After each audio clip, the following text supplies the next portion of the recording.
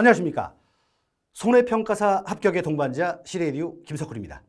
자, 우리 제가 지난번에도 수업 시간에 말씀을 드렸습니다만 이렇게 옷이 바뀌면 하루가 바뀐다. 제가 그런 얘기를 드렸죠. 일정은 좀 잘 잡고 계신가요? 항상 인강이 주는 그런 모순성, 어떻게 보면 역설적이게도 좀 이 사람의 마음에 여유가 생기게 되면 수업을 꼼꼼하게 잘 안 듣게 돼요. 그러니까 항상 일정표를 잡아가지고 수업 들어주시는 거 명심하시고요.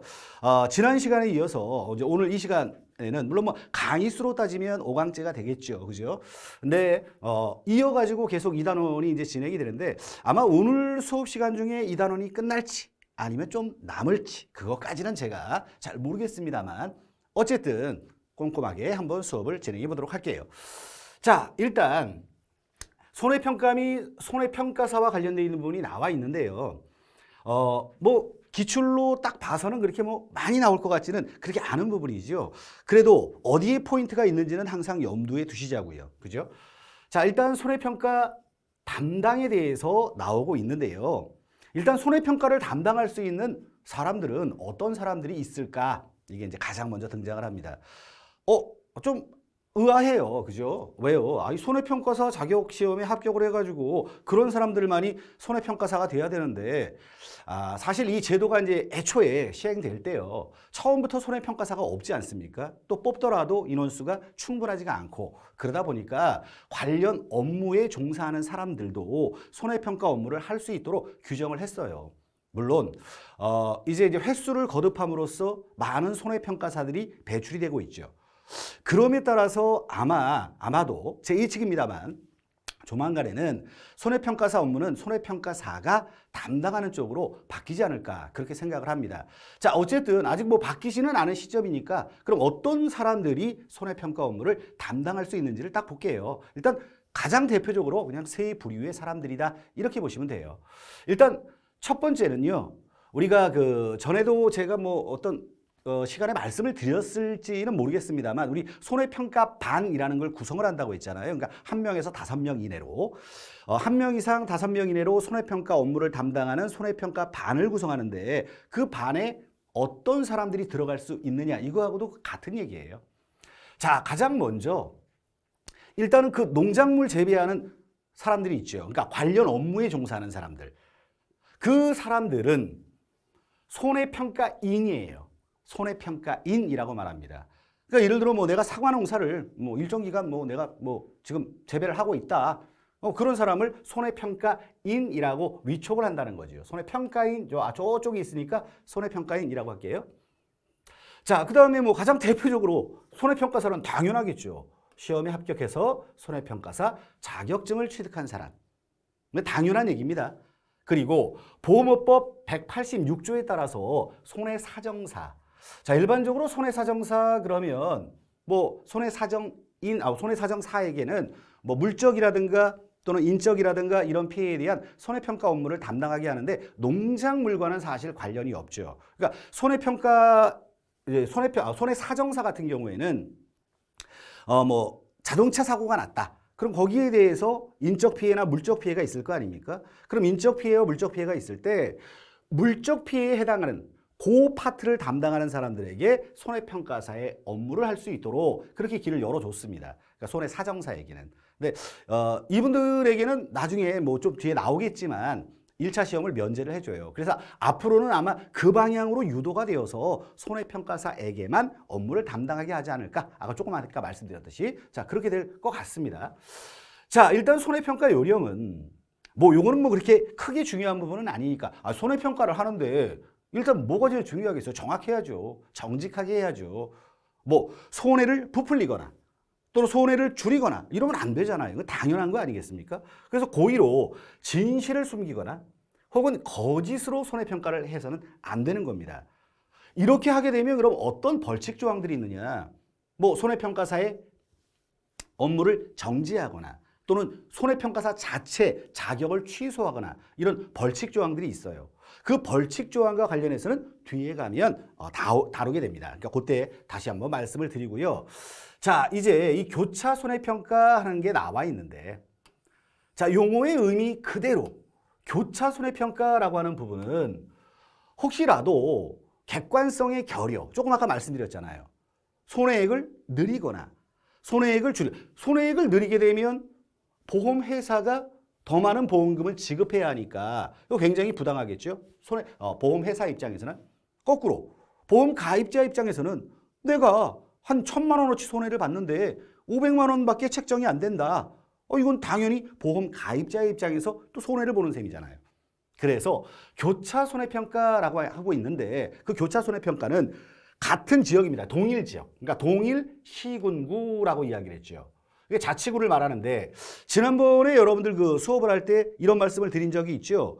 어떤 지역, 보험료를 책정하는 지역이 있었잖아요. 근데 꼭 자치구가 아니더라도 어떤 특정 지역을 그냥 묶어가지고 할 수도 있다. 뭐 그런 얘기를 말씀을 드렸죠. 그러니까 그런 형태입니다. 그런 지역 내에서 교차 손해평가를 하는데 손해평가인 상호 간에 담당 지역을 교차를 합니다. 예를 들어 같은 시군구 내에 A라는 과수원이 있고 B라는 과수원이 있습니다. A라는 과수원과 B라는 과수원에 손해평가를 담당을 했는데 역시 크로스로, 그러니까 손해평가 반이 교차를 해가지고 손해평가를 할 수 있다. 이런 얘기죠. 그것과 관련해서는 농축해 장관. 자, 우리 그렇게 하기로 했죠. 지난번에. 농축해 장관. 농림축산식품부, 해양수산부. 그랬으니까 농축해 장관이 정하는 겁니다. 절차와 방법은. 자, 요거는 뭐 가볍게 여러분들이 제가 지금 지적하는 대로 그냥 포인트만 설정하시고 지나가면 될 것 같아요. 자, 이제 요 부분이에요. 이제 시험 문제 한번 출제가 되긴 했습니다만 이런 게 나오면 사실 공부라고 하는 게 그렇습니다. 막상 교재를 보고 또 뒤에 있는 뭐 문제를 풀어보고 이럴 때는 뭐 괜찮네, 뭐 풀만하네, 뭐 이렇게 이제 생각을 하다가도 막상 또 시험장에 앉잖아요. 그 시험지를 보는 순간 뭐 어떤 분들은 그러세요. 나는 뭐 시험장에만 가면 뭐 새 가슴이 돼가지고 아니면 덜덜덜 떨려가지고 잘 안 보이더라. 그렇죠. 모든 사람이 다 마찬가지일 겁니다. 어떤 사람이라고 뭐 당당하게 난 뭐 전혀 평상시하고 똑같아 이럴 수는 없겠죠. 그래서 항상 제가 수업 시간에 자주 말씀을 드립니다만 포인트 설정을 어떻게 해두느냐, 그리고 얼마나 많이 반복하느냐. 그러니까 말 그대로 일상적이어야 돼요. 습관적으로. 그런 습관적으로 되뇌이다 보면 자연스럽게 답이 보이게 됩니다. 자, 그럼 여기에 포인트는 어디로 선생님이 설정을 할 거냐면 중요한 포인트는요. 농축해 장관. 손해평가 요령을 고시하려면 자, 포인트는 뭐겠어요? 금융위원회와 협의해야 돼요. 금융위원회와 협의합니다. 손해평가 요령이라고 하는 게 금융위원회하고 상관관계가 많이 없을 것처럼 보이잖아요. 그죠? 그래서 시험 문제의 포인트 자체는 바로 금융위원회입니다. 그럼 항상 연상작용을 할 때에는 어느 하나만 가지고 하면 보기가 쭉 나왔을 때, 선택지가 쭉 나왔을 때 그중에 어느 부분이 틀렸는지, 어느 부분이 맞았는지 이런 걸 잘 모르게 되잖아요. 혹은 또 가로놓기 이렇게 해가지고 주관식은 아닙니다만 기억에 금융위원회, 뭐 니은회 또 다른 뭐 기관들이 쭉 나오겠죠. 이런 식으로 1, 2, 3, 4 보기가 나오게 되면 그것을 요 괄호 안에 딱 들어갈 뭐 위원회로, 그러니까 기관으로 적절한 것은 이렇게 물었을 때 바로 할 수 있으려면 앞에 있는 부분과 연계성을 가져야 됩니다. 자, 그럼 어떻게 하느냐? 요령을 요령인데 요라고 하세요. 요것이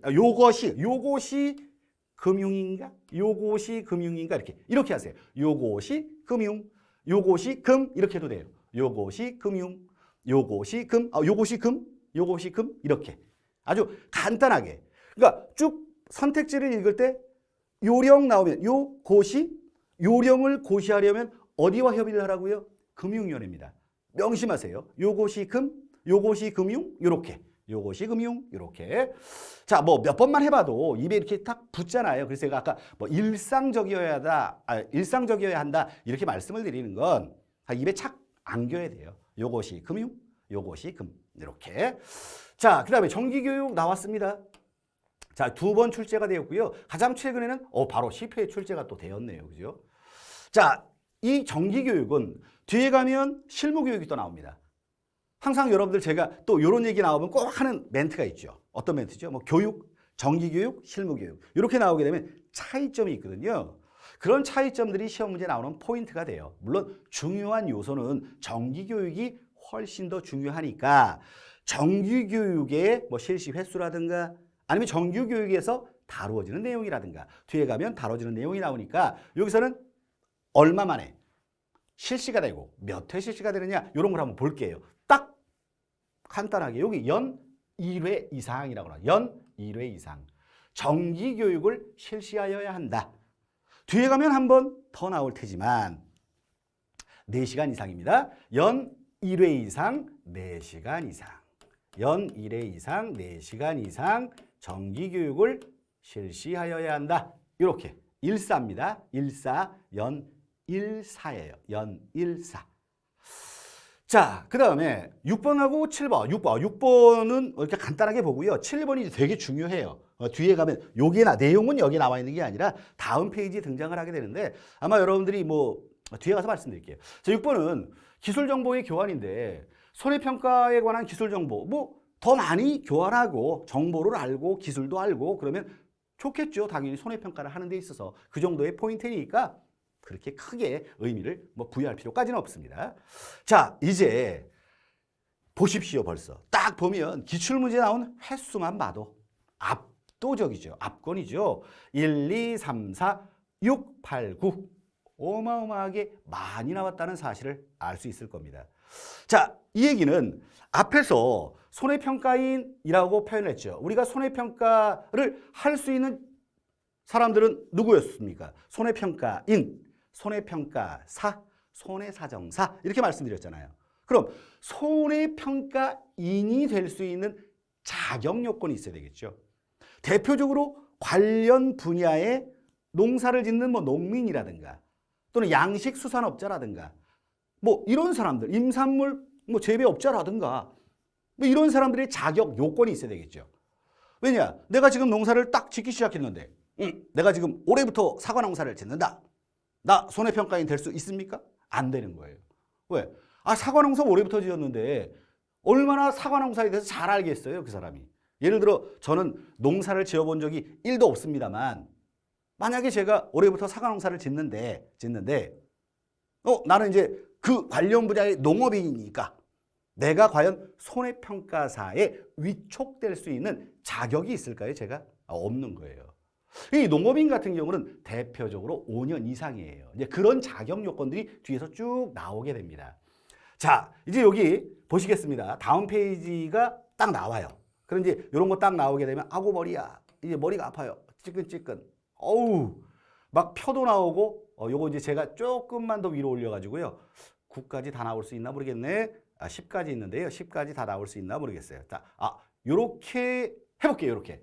그래야 일단 한 페이지에 딱 들어오니까 사실 맨 위에 있는 건 의미가 없죠. 어차피 손해평가인의 자격 요건이니까. 1번부터 10번까지 쭉 나와 있습니다. 그런데 말입니다. 지금 여기에 4개의 범주로 나뉘어져 있습니다. 가장 먼저 농작물 재해보험과 관련되어 있는 손해평가인의 자격 요건이 나오고요. 그 아래쪽에는 뭐가 나와 있습니까? 임산물 재해보험에서 나오는 자격 요건이 나오고요. 그 다음에 누가 나오고 있습니까? 임산물, 가축, 그리고 양식수산물 이렇게 해서 4개로 나뉘어져 있죠. 농작물 재해보험, 임산물 재해보험, 가축 재해보험, 양식수산물 재해보험 이렇게 나눠져 있으니까.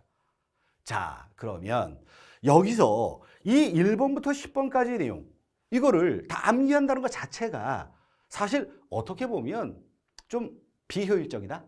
뭐 암기는 할 수는 있겠죠. 뭐 암기 못하리란 보장 누가 있습니까? 다 암기하는데. 참 비효율적이에요. 그죠? 그래서 우리가 이제 객관식 문제의 특성상 어떤 식으로 공부를 하는 것이 훨씬 더 효과적으로 이 내용들을 습득할 수 있냐면 다시 이 안에서 범위를 선생님이 4개로 나눌 거예요. 일단은 어떻게 4개로 나누냐면 136. 자, 여러분들이 일단 만약에 교재에다가 136을 표시를 해두세요. 이렇게 136. 136이 하나입니다. 245. 245가 또 하나입니다. 이렇게 136과 245를 각각 나누세요. 요거는 연도하고 관련되어 있거든요. 그러니까 몇 년 이상 그 업무를 받느냐, 이걸로 분류를 한 거예요. 그게 이제 같은 범위에 묶인다는 거거든요. 그래서 136의 경우는 5년이에요. 5년. 5년 이상 관련 업무에 종사한 사람을 136으로 묶은 겁니다.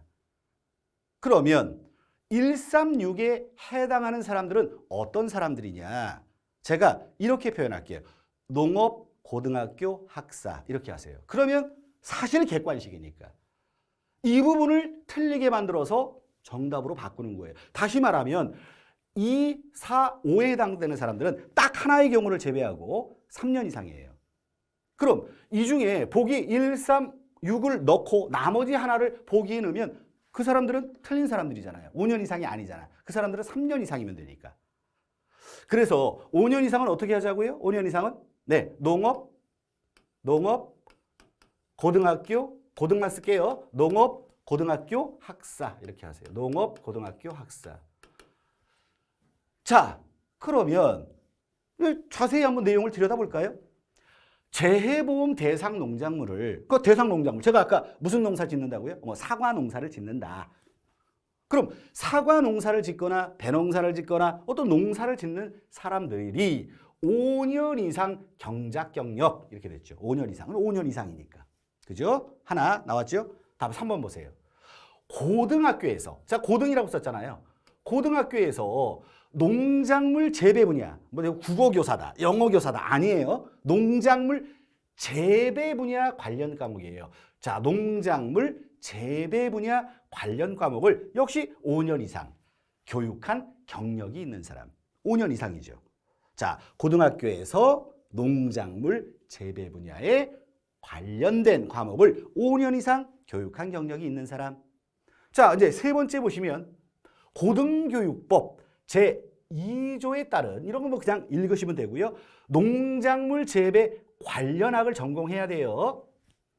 그리고 농업 전문 연구기관 연구소에서 5년 이상 근무한 학사학위 이상 소지자 이렇게 말했습니다. 그래서 제가 포인트가 학사 이렇게 집어넣은 거예요. 학사학위 이상 소지자는 5년 이상이요. 다 관련은 돼 있죠. 다 관련돼 있잖아요.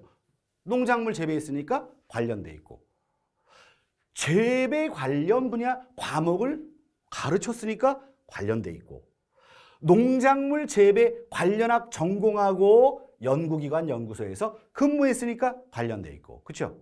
근데 그게 어때요? 농업, 고등, 학사 이렇게 하시자고요. 농업, 고등, 학사 어디에 포인트가 있는지 거기에다가 표시를 해두시고 한쪽에 이게 카테고리 첫 번째가 됩니다. 5년 이상 농업, 고등, 학사 이렇게 하세요. 그리고요. 자, 2번과 4번과 5번에 나와 있는 것도 연도와 관련이 되어 있는데 2, 4, 5는 3년 이상이에요. 그런데 이 2, 4, 5에 해당되는 사람들은 대단히 많습니다. 그러니까 이 대단히 많은 사람들을 굳이 외우려고 하지 마세요. 왜? 어차피 5년 이상 아니면 나머지는 3년 이상이니까. 한 군데만 딱 주의하자고 그랬어요. 2년 이상이 있습니다. 바로 5번에 보면. 여기 2년 이상인데 손해평가 업무를 2년 이상 담당한 경력이 있는 사람. 사실 1, 3, 6에서 봤던 사람들이나 2, 4, 5에서 볼 사람들이나 사실 관련되어 있는 분야이지 손해평가와 직접적인 연관을 가진 건 아니잖아요. 그런데 이 손해평가 업무를 2년 이상 담당한 경력이 있는 그 사람들의 경우는 직접적으로 손해평가 업무를 담당을 했으니까 손해평가사는 아니지만 자격시험에 취득을 못했지만 어쨌든 그 분야의 업무를 2년 동안 담당했으니까 상당한 지식을 갖추고 있을 것이다 라고 우리가 추정할 수 있겠죠. 그래서 이 사람들에 한해서는 2년 이상이면 족하다 이렇게 하는 거예요. 그러니까 직접적 연관을 가진 사람들은 그 기간이 가장 짧은 2년이다. 이렇게 보시면 나머지 사람들은 3년이 되는데 간단하게 보자고요. 간단하게 요거 잠깐 내려가지고 한번 살펴볼게요. 간단하게 여기 가리고 있으니까 자, 일단 공무원이에요. 농축산식품부, 농촌진흥청, 통계청, 뭐 지방자치단체 그 소속 기관에서 농작물 재배 분야, 어쨌든 관련 분야여야 돼요. 뭐 연구, 지도, 농산물 품질 관리, 농업 통계조사 업무를 3년 이상, 이거는 지금 공무원이죠. 공무원으로 해당 관련 기관에서 3년 이상 그 업무를 담당한 사람, 이런 얘기입니다. 공무원입니다. 자, 4번은 조교수 이상입니다. 이번엔 교수죠. 아까 고등학교 선생님 같은 경우는 관련 분야에 5년 이상 교육 경험이죠.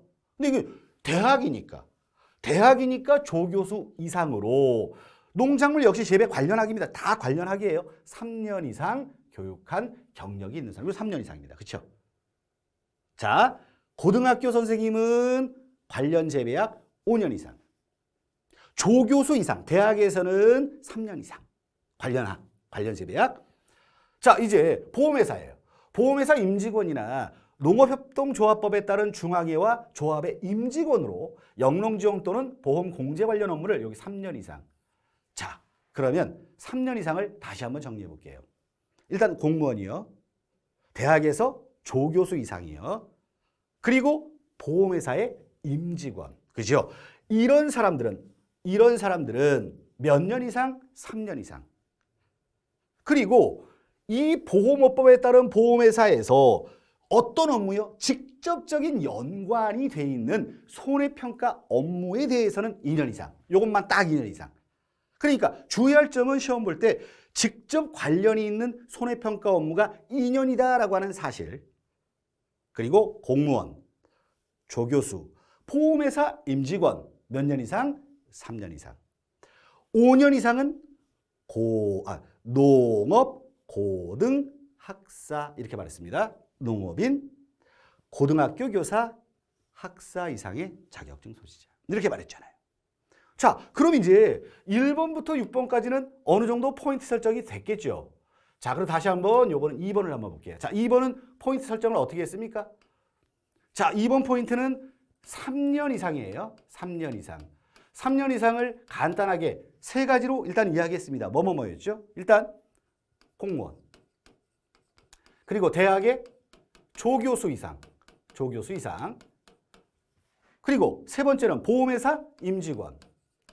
근데 주의할 건 2년 이상에 해당되는 사람들은 보험회사, 그 관련된 보험회사의 손해평가 업무를 2년 이상, 그것만 2년 이상. 딱 이렇게 하면 주의점 하나만 생각해두면 1번과 2번의 범위가 딱 설정이 되겠죠. 자, 그러면 이제 나머지 것들인데 제가 몇 개로 분류한다 그랬어요? 4개로 분류한다 그랬죠. 자, 일단은 7번이요. 그리고 8번이요. 10번이요. 요거는 뒤에 있는 부분 다 그리고 지금 제가 여기서 아주 집중적으로 설명을 드리는 이유가 있어요. 뭐냐면 임산물 재해보험에 가잖아요. 똑같아요, 이거. 그 관련 분야가 농작물 재해보험에서는 농작물이고 임산물 재해보험에서는 임산물일 뿐이에요. 관련 분야가. 그것만 다를 뿐 나머지는 다 동일합니다. 혹시 아래쪽을 잠깐 보시면 지금 제가 말한 136, 245를 잠깐 보세요. 잠깐 보셨습니까? 어때요? 똑같아요. 그러니까 굳이 4개를 다 외울 필요가 없다. 너무 복잡하다. 지금 제가 말한 대로 그렇게 설정을 하면 아주 쉽게 정리가 될 겁니다. 그죠? 자, 여기도 마찬가지로 7, 80은 동일해요. 다 똑같습니다. 뭐가 똑같냐? 일단 전문대학에서 보험 관련 학과를 졸업한 사람이에요. 보험 관련 학과여야 돼요. 보험 관련 학과를 졸업한 사람. 그리고 역시 고등교육법 2조에 따른 학교에서 자, 이제 이게 포인트가 어디에 있냐면 이 학점을 틀리게 만듭니다. 8045 항상 8045여야 돼요. 8045 아시겠죠? 뭐라고요? 8045 그리고 10번 기사 이상 자격증을 소지한 사람. 기사 이상의 자격증을 소지한 사람. 자, 그러면 이 7, 80에 해당되는 사람들은 어떤 사람들이냐? 보험 관련 학과 졸업생이라고 그랬죠? 그래서 제가 보험학과라고 이야기할게요. 그러니까 대학에서입니다. 학점은요 8045라고 말했습니다. 80학점인데 반드시 보험 관련 과목의 학점은 45학점 이상이어야 됩니다. 요거 틀리게 만드는 거예요. 자, 80학점인데 보험 관련 과목에 40학점 이상의 뭐 이렇게 나오면 틀린 거잖아요. 8045. 자, 보험학과를 뭐 80학번인가? 45세인가 이 사람이? 그거 모르겠습니다만 80학번이 45세는 훨씬 더 많을 거야. 넘을 것 같은데. 그쵸? 80학번이면. 자, 보험학과 8045 기사 이상. 보험학과 8045 기상이 아니라 기사 이상. 이렇게. 기사 이상. 자, 이렇게 하면 또 정리가 되겠네요. 그러고 보니까 하나 3개씩 나오네요. 자, 다시 5년 이상은 농업, 고등, 학사. 3년 이상은요. 공무원, 조교수, 임직원. 2년 이상은 직접 관련되어 있는 손해평가 업무를 2년 이상 담당한 사람. 세 번째는 보험학과 8045 기사 이상. 이렇게 하면 동일합니다. 뒤에 거 다 동일해요. 자, 이제 네 번째 카테고리 하나만 남았네요. 자, 네 번째는요. 농수산물 품질관리법에 따른 농산물 품질관리사예요. 자, 품질관리사 하나 쓸게요. 품질관리사. 품질관리사. 그런데 말입니다. 품질관리사는 4개의 보험 중, 즉 농작물 재보험, 임산물 재보험, 축산 재보험, 가축 재보험, 그리고 양식수산물 재보험. 이 4개 중에서 품질관리사가 딱 들어가는 건요. 우리 농수산물센터, 농수밖에 없어요. 품질관리사는 농작물 품질관리사, 수산물 품질관리사. 요거밖에 없습니다. 그리고 지금 제가 말씀드리지 않았던 2가지가 있죠. 뭐하고 뭐죠? 임산물 재보험은 아예 없어요. 이제 이 7, 8, 10이 아니라 바로 아래쪽을 보면 그냥 7, 8, 9로 딱 끝날 거예요. 그렇죠? 7, 8, 9로 딱 끝났습니다. 어떤 뭐 관리사 뭐 이런 거 없어요. 거기는 아예 없습니다. 그럼 임산물은 이제 없는 거고요. 뭐하고 뭐 남았죠? 가축하고 뭐 남았습니까? 양식수산물 남았습니다. 자, 기억나세요 또? 가축이나 양식수산물 같은 경우는 동물이잖아요. 동물. 농작물하고 임산물은 동물이 아니지만 가축과 양식수산물은 동물이잖아요. 그래서 이 가축이나 양식수산물의 경우는 재보험의 경우는 뭐가 들어가냐면 가축의 경우는 수의사가 들어갑니다. 가축은 수의사. 수의사 들어갑니다. 가축은 수의사. 그리고 양식수산물은 수산질병관리사가 들어가요. 수산질병관리사. 수산질병관리사. 이렇게 들어가는 거예요. 자, 사실 상식으로 생각하면 수의사는 뭐에 해당돼요? 가축이죠, 당연히. 수산질병관리사는 양식수산물에 들어가는 거잖아요. 그렇죠? 이렇게 딱 포인트를 분류하시면 이거 이제 다 분류가 다 된 거예요. 끝난 거예요. 그럼 굳이 지금 여기 여러분들이 보시는 이 페이지에 이 어마무시하게 많은 내용들, 다음 페이지로 넘어가면 또 똑같이 어마무시하게 많은 내용들, 이거 다 일일이 암기하실 필요가 없다는 거죠. 딱 이 포인트 안에서 문제가 계속 돌아가면서 출제가 되는 거예요. 자, 그러면 다시 한번 정리를 한번 해보고요. 자, 해볼게요. 일단 어떻게 말했습니까? 1번 5년 이상입니다. 자, 5년 이상은 농업, 고등학교, 학사. 자, 두 번째는요. 3년 이상은요. 공무원, 조교수, 임직원. 근데요, 이렇게 말하다 보니까 되게 또 재밌어. 3년 이상이니까 전부 또 글자가 하필이면 3글자야. 그죠? 공무원, 조교수, 보험회사, 임직원. 세 글자씩 나왔네. 그죠? 그리고 2년 이상은 손해평가 업무를 2년 이상. 그것만. 자, 세 번째는 보험 관련 학과 졸업생이에요. 8045라고 말했습니다. 그리고 기사 이상. 세 번째 포인트입니다. 자, 네 번째 포인트는 품질관리사는 뭐밖에 없다고요? 농작물 품질관리사, 양식 수산물, 수산물 품질관리사, 이렇게 양식 수산물 품질관리사, 이거 다 두 개밖에 없어요. 수산물 품질관리사. 자, 그리고 가축은 수의사. 양식 수산물은 수산질병관리사. 요렇게까지 딱 설정을 해두면 간단한 포인트 정리가 되겠네요. 그렇죠? 자, 그러면 이제 잠깐 쉴게요. 잠깐 쉬었다가 페이지가 바뀌었으니까. 자, 다음 시간에 제가 이어갈 때 요 얘기를 다시 한번 살짝 또 한번, 반복이 제일 위대한 스승이라고 했잖아요. 그렇죠?